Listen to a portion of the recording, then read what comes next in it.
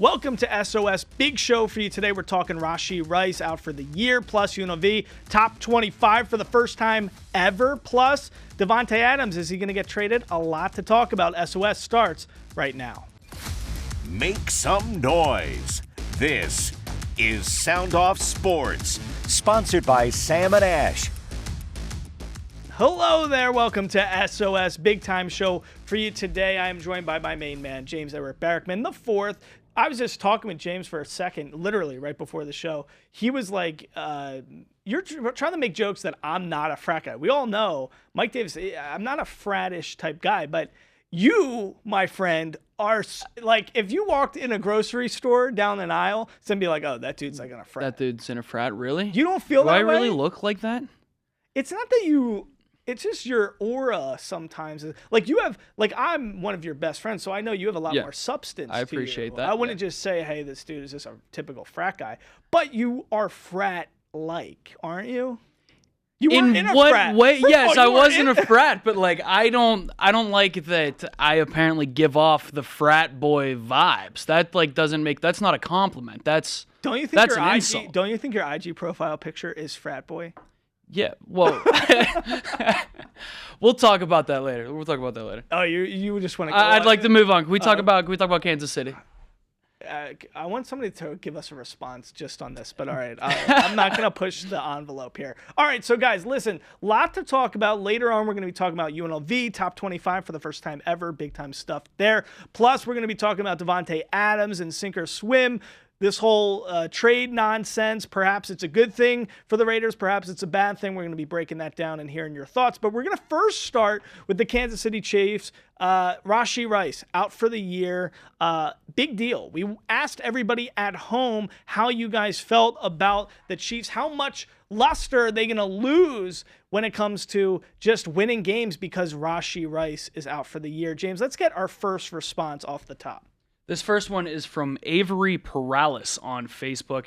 Says, the defense is why they're undefeated and the reason why they won it last year, ... and the refs. Yo, Avery is 100% spot on. Steve Spagnuolo. Even with the refs thing? Dude, well, let's... Are you one of these people that are... Well, we've spoken about this before. I don't love the ref stuff, but they do get the benefit of the doubt sometimes. They've had a few calls this year. But I do want to give, credit where it's due. Steve Spagnuolo and that defense and what he's accomplished there is tremendous. I mean, we all know last year offensively they didn't look too hot, so it was the defense that took them over the top. And for a long time, I mean, Chris Jones, we just saw our boy Colin Cowherd today. He put the number one player he would start a franchise with outside of quarterbacks would be Chris Jones. And he's like... How old is Chris Jones? I mean, he's in his 30s, right? He's and 30. You would start... I don't know if I would pick him over Micah or somebody a little bit more younger. But if we're talking like a TJ Watt, this is totally off topic. But this season, he's tremendously playing. They're a stud. No Brett question Veach, about it. they draft so well. I mean, that team, they lose, L'Jarius Sneed in that trade. Doesn't even look... Haven't really missed a beat. No. So the defense has been great. Defense is great, but this question is about offense. Let's get another response from somebody because I want to know about the offensive side of the ball with this team. This is William Rich on Facebook. He says, of course they can. Mahomes can throw it to himself. He doesn't need anyone but himself. I want to talk about this real quick. Yeah. Because I'm saying we're talking about the weapons they have this year compared to last year. Is Xavier Worthy, could he develop like Rashee Rice developed down the rest of this regular season, down the stretch of this season? I think they're two different types of players. Certainly, for one. yeah. So I think, Worthy's more of a burner, and I think, I'm saying, could he develop into a wide receiver one like Rashee Rice did? Are we seeing that? But Rashee Rice had a whole year under his belt. Coming out of Rutgers, he was a rookie last year, right? That's what I'm saying. So now But he developed into a wide receiver one down the stretch last year. Right, I guess, but I think he even came out of the gate even stronger this year. No question, he took a step. So, I mean, he took a step even in the offseason. I would say even with off-the-field issues in the offseason, which a lot of people were scared about with him. I think Worthy is a game breaker, and I think in an Andy Reid offense, I think there's a lot he can do. There's elements of Tyreek Hill, There's elements of, Debo with him and how they're scheming things. So I think he can develop. I don't know if he's going to develop to be that number one guy that they need this season. I would like to see them make a move. I think there's a lot of guys that would be fascinating to me that they could try to pull the trigger on. I think Davante's one. We've seen even like bringing like a Michael Thomas kind of situation, like I would see them doing something like that because they take chances on older guys who do that kind of. They've done that with the Juju, Smith-Schuster, but I would be curious to see them go after some of those types of players and just see what they could do.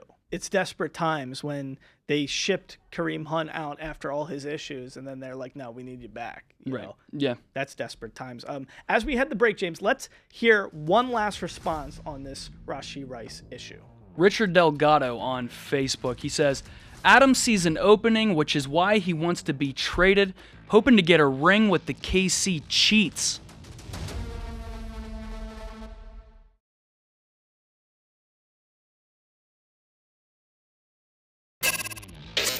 All right, well, welcome back to Sound Off Sports. Right now, I am joined by a legend. He's going to be here in Las Vegas this Saturday at One of Us Comics, a brand new spot for their grand opening celebration. He's going to be here Saturday for a meet and greet. You know him. You love him. It's Butch Patrick from the Munsters. Yes, Eddie Munster himself. Let me start with you with this one, Butch, because when I went back, I was watching some of the episodes. Of course, I grew up watching the show. Everybody watched the Munsters as a kid. Here's what I can't believe. Such an iconic show, but when I went back and did some research, there's only 2 seasons of the Munsters. How is that possible?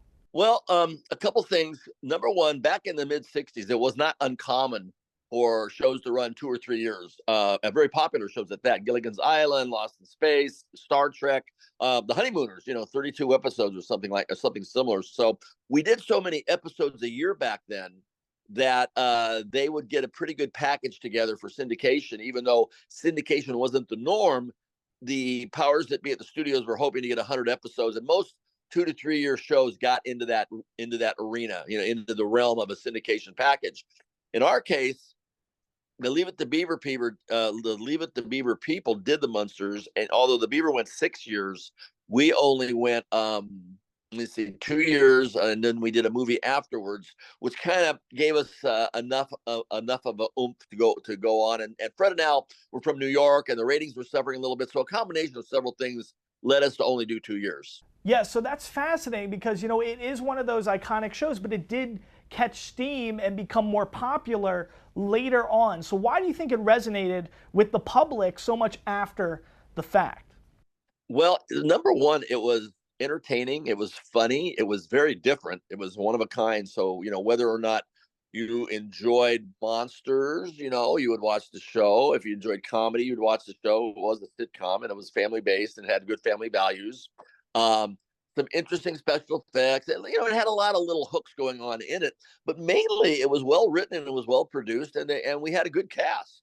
Yeah, really a remarkable cast. Of course, Fred Gwynn as Herman Munster. You have Grandpa Al Lewis, who is just hysterical. But, of course, a lot of the shows about Maryland, and I didn't even realize this going back to watch some episodes and do some research, there was actually 2 Marilyns. You had Beverly Owen, and then you also had Pat Priest, who did a bunch of episodes. So very fascinating. There was a change. What was the deal with that? Why did we go from Beverly Owen to Pat Priest? She went out to do a pilot, and she was a New Yorker. She was in love, and her agent pretty much crossed her up and told her, you'd only be there for a week, go out for the paycheck and the credit, and you'll be home. And what happened was she landed on a hit series and was stuck out there, and she was very unhappy. So, oh my God. Yeah, after 13 weeks, Fred and Al went to the producers, and they said, you got to let this girl go home. To listen to the full interview with Butch Patrick, make sure you go to our YouTube page or go to fox5vegas.com. We'll be right back on SOF.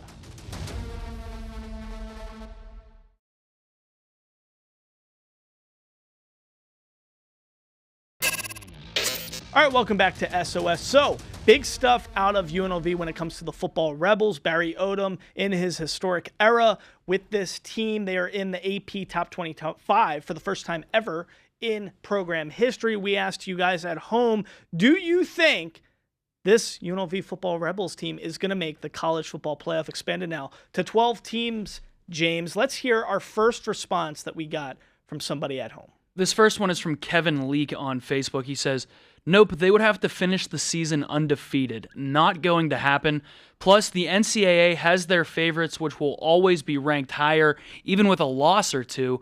They would need to beat a pretty high-ranked team to even break the top 15. Kevin, I disagree. All right, that's Kevin. Let's get one more response. Let's just go two right off the bat. All right, this is from Ray Arbisu on Facebook. He says, hopefully they do it. Would be huge for the program. They better think about how to pay Odom more money or he will leave like Kruger did. I think that it's between them and Boise State. I don't see any other G5 team that really could compete. I think Boise State's really good. They took Oregon down to the wire. They got Ashton Jeanty, who is a legitimate Heisman candidate, stud. I think that is by far UNLV's biggest test. Thankfully for UNLV, they get them at home. I think whoever wins the Mountain West, and I really think it's just between UNLV and Boise State right now, the winner of that conference title game is going to get the automatic bid and get probably what will likely be the 12 seed in the 12-team playoff. Wow, it's exciting stuff. Let's hear another response we got from somebody at home. This is Michael Harris on Facebook. He says, absolutely, especially if they keep playing with the same passion and effort that got them here. They need the community support at their games. Get your tickets. There you go, Michael, liking that community. They're filling up that lower bowl.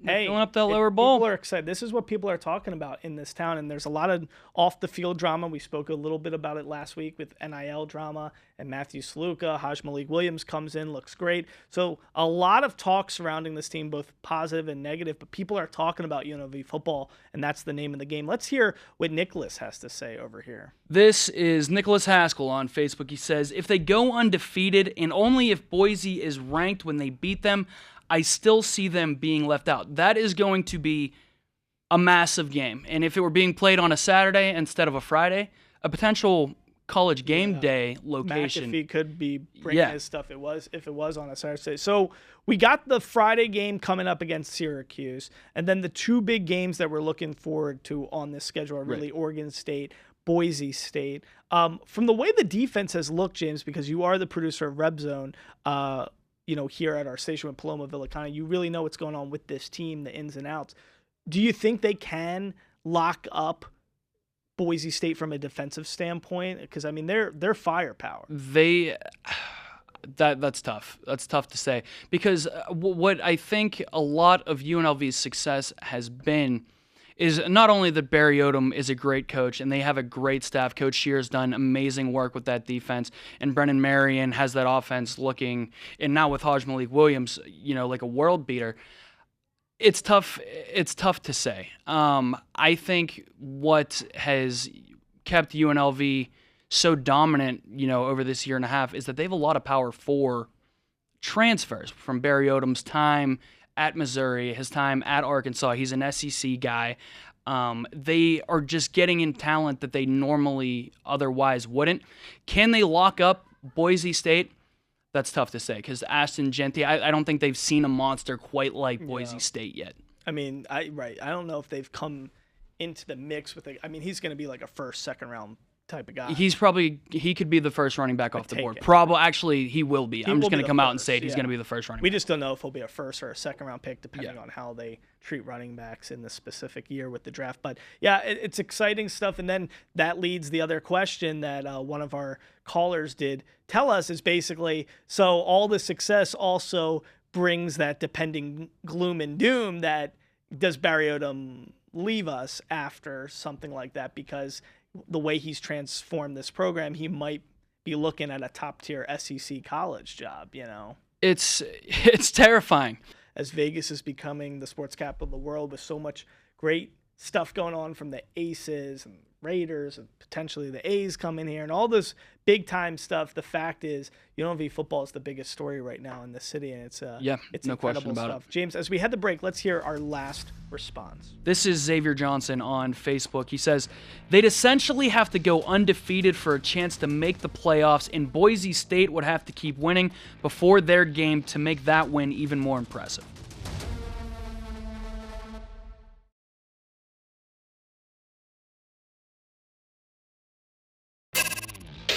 Oh, yeah, it is sink or swim time. We're going to be talking about all these trade rumors going on about Davante Adams, star wide receiver for the Raiders.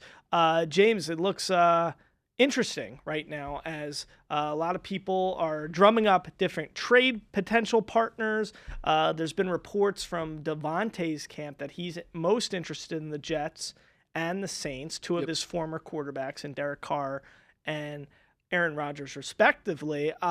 First of all, we kind of spoke about this last time around in here, just how we thought we touched on this. We're just like, listen, maybe it is a good thing for the Raiders to kind of just 100%. move towards the future, try to see what they can get from their biggest asset. And move forward. And now it looks like that's going to happen. There's been, an Instagram post that Coach Antonio Pierce potentially liked. When asked about it at his presser, he said, we're just focused on Denver. He gave the Belichick response. So there's a lot going on here. First of all, you think this is all legitimate and this is all a real thing, right? As far as the trade rumors? Yes, and Adams 100% wanting out and all this kind of stuff. I mean, yeah, if you're Adams, why wouldn't you want out? I think a trade would be ideal for both sides, because if you're the Raiders and you're being honest with yourself, Davante Adams is not a part of your future plans. He's not going to be part of your future success. I know that you're saying that you're still trying to win games this year, and that's great, but let's be real here. Gardner Minshew and Aiden O'Connell are not franchise quarterbacks, guys that are going to win you playoff games and potentially a Super Bowl. So until you get that guy, you can't be serious about actually competing and playing for a Super Bowl. With that in mind, when you have a guy like Davante Adams who's on the last leg of his career, you owe it to him. When you don't have a quarterback to get him the football, or really a team around him to maybe help him ring chase, you owe it to him to get him to a team that can do that for him. And when you're looking at it next to the fact that you're probably not competing anytime soon, it would be best for both sides to do a trade. Get whatever you can get. How much of this, I have two questions. I'm curious what we think he can garner for this team. What would a trade look like? What can you get for Davante Adams? But the other question I have is, first of all, how much of this is in follow-up to the business decisions comment from the Carolina game? Was he one of those suspects? And do you think that this has been expedited, this talk, and, due to that? I'm not into conspiracy theories, but there were rumors that, that comment was about Davante Adams. And when you look at the fact that the next week he didn't play, he sat out with a hammy and they won. And then the whole thing comes out with the Instagram post and Antonio Pierce like this. He goes on Kay Adams talking about, I haven't had any communication with the team. I don't know what's going on. Maybe it was, because there is a paper trail there to suggest that what you're saying is true. That's what I think. That's why, I think you and I are coming in from this, we're managing a Madden franchise, and we want to get, something in return for Davante Adams before it's too late. I think it's more about all this off-the-field stuff that's going on. I think they still wanted to compete, wanted to have the best players out on the field. And they're winning still. I mean, they don't have the worst record. They're 2-2. They're 2-2. No. So, they're making stuff happen to a degree. Yes, Aiden O'Connell, Gardner Minshew, you're not winning a Super Bowl with them under center, but still, you're competing for games, Yeah. And I think it's more so a lot of this off-the-field stuff that is now shining a light on maybe we should just do the smart thing and try to see what we can get for him. But now, what can you get for Davante Adams? Because, a first-round pick is probably not the case. No, I think if you can get a second and another pick, if you're the Raiders, go ahead and do that. Let's get younger.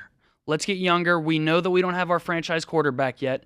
And God willing for them, they get into that top 10 of the draft this year and get one of the top guys. And then you pile on picks to, give that quarterback some weapons, some help when you do get your franchise guy. So I think it's in everybody's best interest, the Raiders and Davante Adams, for both of them to part ways. Raiders get some picks in return. Davante gets to go play for a team that has real Super Bowl aspirations. We got a voicemail from a fan at home about this exact topic. Let's hear what he had to say. Good morning, Mike. Let's think outside the box. Davante Adams wants to go. Let him go. He's wasting his talent here, especially with a quarterback like Minshew. He belongs on the damn Harley-Davidson. Now, let's get crazy. Trevor Lawrence and the Jaguars are not having great chemistry at all. They only got him because they were sorry. Let's do some miracles. Let's get Trevor Lawrence to the Raiders. He is a Raider. You need that attitude. And get rid of McDonald, Minshew, whoever you need to get rid of. If Davante's going to go, Davis, work some miracles with that pocketbook and get you Trevor Lawrence. That's the Raider attitude. I know it's off topic, but that needs to happen for both sides. And anything could happen in football. Money talks. I'm just going to say this. That is my favorite call I have ever received for Sound Off Sports, just because the personality. More than the Brock Bowers call? I love that guy. Okay. I just want to clap it up for this dude. I just love that guy. What a great call. Thank you. And the fact that he just called in about something we weren't even asking about.